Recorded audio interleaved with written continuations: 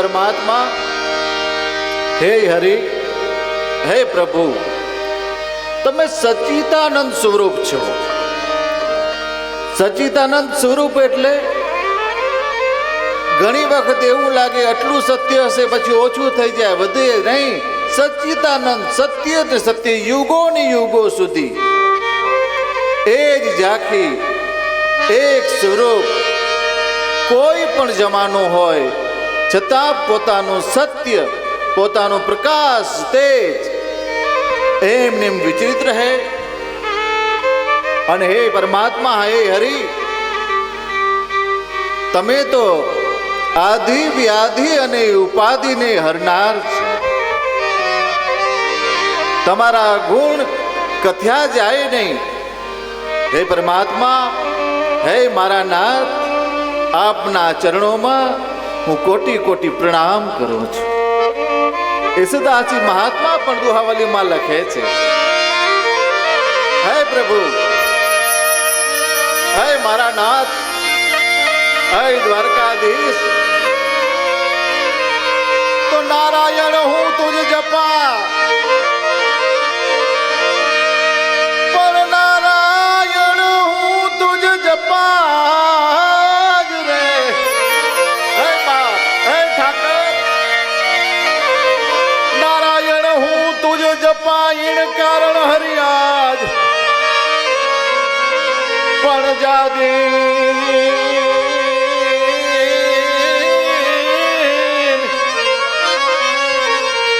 આ જગ છંડણો. હે પ્રભુ તાદીન તો સુકાર, જાદીન ये જગ છંડણો.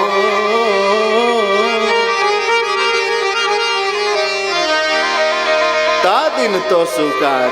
હે બાપ,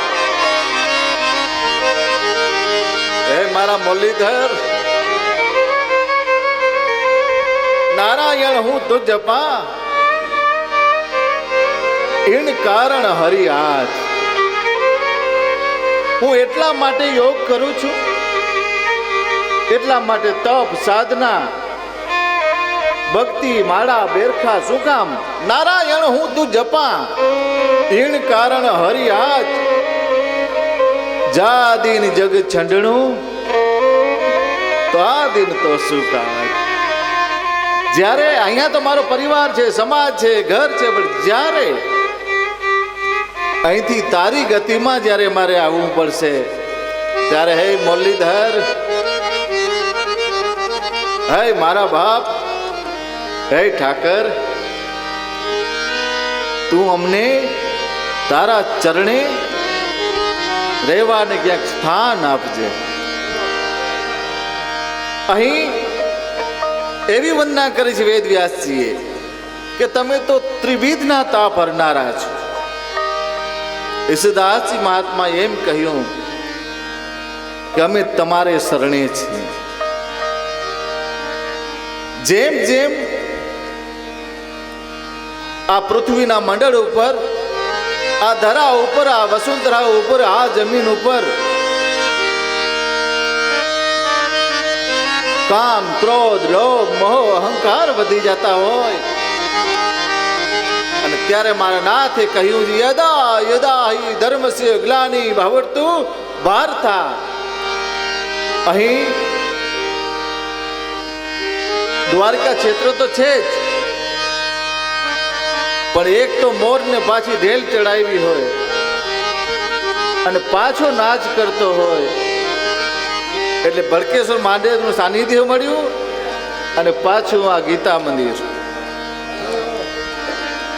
એટલે આ કથા કંઈક રાધે કૃષ્ણ ગ્રુપ અને શ્રોતાજન માટે કંઈક અલગ રીતથી, વાતથી, અલગ શબ્દોથી કંઈક એની યાદગાર બની રહેશે.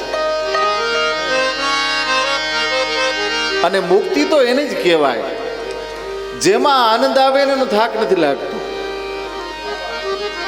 તમે કથામાં આનંદ આવે, 2 કલાક 3 કલાક ખોવાઈ જાઓ, એનો થાક ન લાગે. પણ એસટી બસની રાહ જોજો, ખાલી 20 મિનિટમાં તમે 3 વખત તો આમ પૂછી લ્યો કે આ નીકળી ગઈ કે શું થી દ્વારકા વાળી, મોડાસા ઓખા નીકળી ગઈ કે શું થયું. શું કામ? જેમાં આનંદ આવે ને એમાં થાક નથી લાગતો. એવી રીતે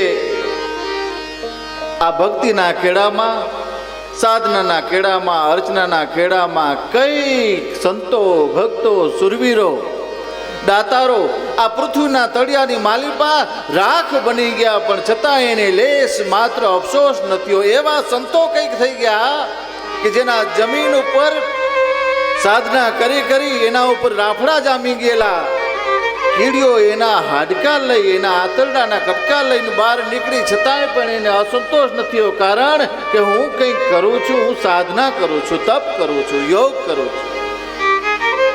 સત્યનો નશો જેને હોય છે, તમારા લગ્ન પ્રસંગમાં ક્યારે જુઓ ને તો કોઈ માણસ પીરસતો હોય, પછી બુંદી હોય, ગાંઠિયા હોય, મોહનથાળ હોય, અહીંથી આટલી કતાર હોય, એ વાકો વાકો વાકો જઈને પીરસે, વળી પાછો ત્યાં આમ લે, એ કેટલું અંતર કાપે. ખાલી ફળિયામાં આટો મરાવજો, એમ કહેજો કે આ ફળિયું છે ને એમાં આટો મારી લ્યો તમે, તો ત્યાં જ પડી જશે. શું કામ? એને નશો નથી હોતો. અને ઓલો નશો હોય છે પરમાર્થનો નશો હોય છે, કોઈને સત્યનો નશો હોય છે, કોઈની પરંપરાનો નશો હોય છે, કોઈને ધર્મનો નશો હોય છે. એ નશા ઉપર સૌ જીવે છે. સોનલમાં તો ત્યાં કહેતા કે માણસને માણસનો પણ નશો હોય છે. એ પાછી યોગ વષ્ટિ રામાયણ કે માણસમાંથી માણસને જે આનંદ આવે છે, રાજુભાઈ મને મળે, રાજુભાઈને તમે મળો, જે માણસમાંથી માણસને આનંદ આવે છે એવા દુનિયાના કોઈ પદાર્થમાંથી આનંદ આવતો નથી. બાપ પછી ભાઈબંધ હોય, મિત્ર હોય, સમાજ હોય, કોઈ પણ વ્યક્તિ હોય,